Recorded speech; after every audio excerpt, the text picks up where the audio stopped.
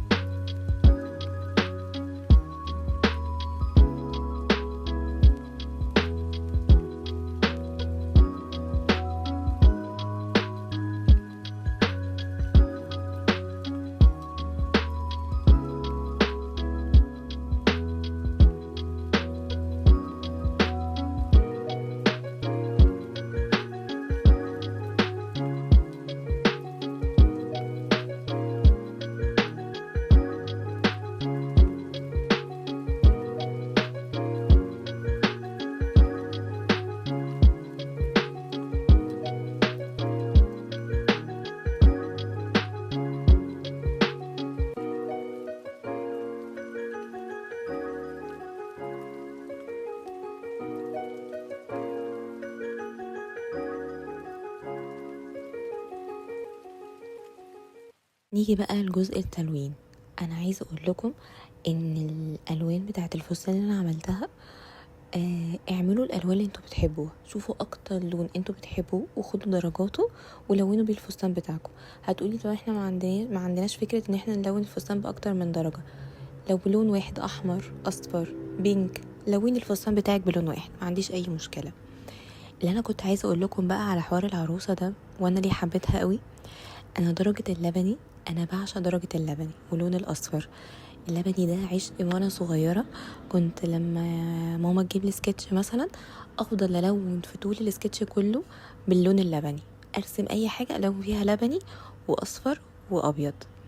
فعشان كده لما عملت الفستان باللون اللبني، انا لما بدات اندمج في التلوين بتاعه انا اتبسطت قوي، كنت حاسه ان انا مبسوطه عشان بلون بلون انا بحبه. فدي من الدرجات اللي انا بعشقها جدا، يعني بحس ان درجه كده هاديه بسيطه، بحس ان في روقان كده وانا بلون باللون، او حتى لما بشوفه بحس بهدوء كده. وغير ان السما لونها لبني يعني، بس يعني وغير بقى انا المره دي كل مره كنت بلون العروسه بشعر لونها اصفر شويه، بنيات. قررت بقى ان انا اعمل العروسه المره دي بالشعر الاسود. بس يعني يا رب تكون عروسي عجبتكم والواني عجبتكم، ومبسوطه قوي ان انا قعدت ارغي معاكم. يا رب ما اكونش صدعتكم بقى. بس يعني قولوا لي بقى ايه تاني نفسكم ترسموه. اتكلموا معايا في الكومنتات، قولوا لي مثلا انتوا بتحبوا الشعر الاصفر، الاسود، البني، بتحبوا انهي لون عين مثلا كده. يعني قولوا لي مثلا نفسكم ترسموا عروسه شكلها عامل ازاي، شعرها طويل، شعرها قصير. قولوا لي كده وخدوا معايا في الكلام وقولوا لي نفسكم في ايه. بس وبتمنى ان اي حد يرسم العروسه يبعتها لي على صفحه الفيسبوك، وانا هحط لكم اللينك بتاعها في البايو. وهستنى رسائلكم تقولوا لي تبعتوا لي صور اللي انتوا رسمتوها. وهستنى رأيكم في العروسة بتاعتي اللي انا حبيتها قوي قوي قوي قوي. وبس كده، سيبكم بقى تكملوا العروسة.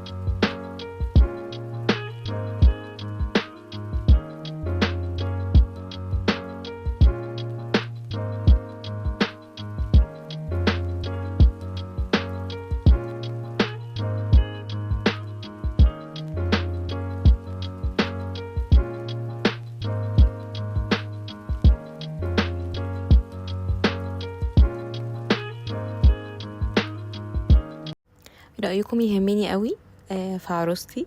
هستنى كومنتاتكم، وهستنى اي حد نفسه يرسم اي حاجة يكتبها لي، واشوفكم في فيديو جديد. باي.